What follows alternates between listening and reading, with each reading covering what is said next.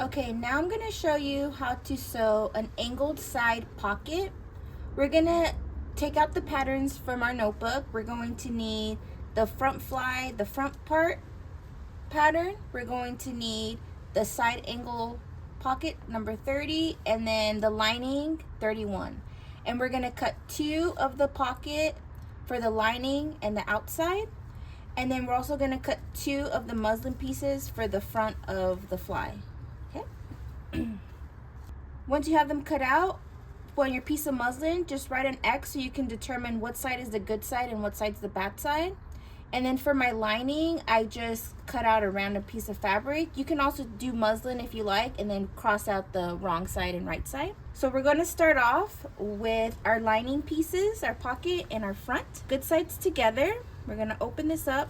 I'm gonna add the pocket on top here on the good side.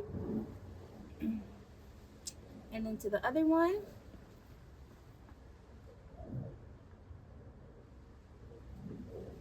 Once you're done placing it, you can pin it into place if you like. And then we're gonna sew 1/4 of an inch from the top all the way to the side. We're gonna do this on this side and that side. So now we are going to sew at 1/4 of an inch. So we're gonna start, then we're gonna back tack.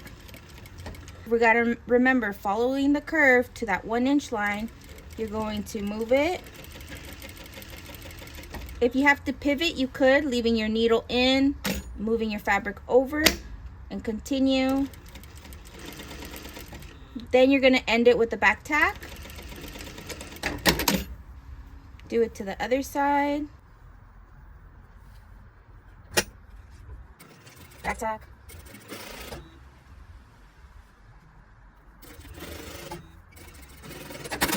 Once you're done, you're going to do your notches. So you're gonna do some snipping, or you can do the triangle method, whatever method works for you.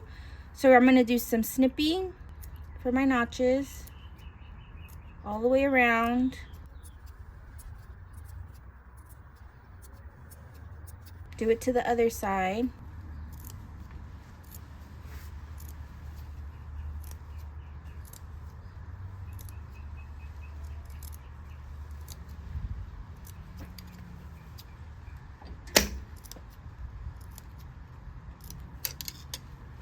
Once you're done snipping, you're gonna flip it over. And then we're going to do an understitch. So we're gonna put all the seam towards the lining part, and then we're going to sew the seam onto the lining part, doing an understitch. Making sure all the seams are going towards the lining to do that understitch. And then we're gonna back tack. And remember, like about 1/4 of an inch to 1/8, you're gonna do that seam. You're gonna sew down, do the understitch, and then you're gonna back tack.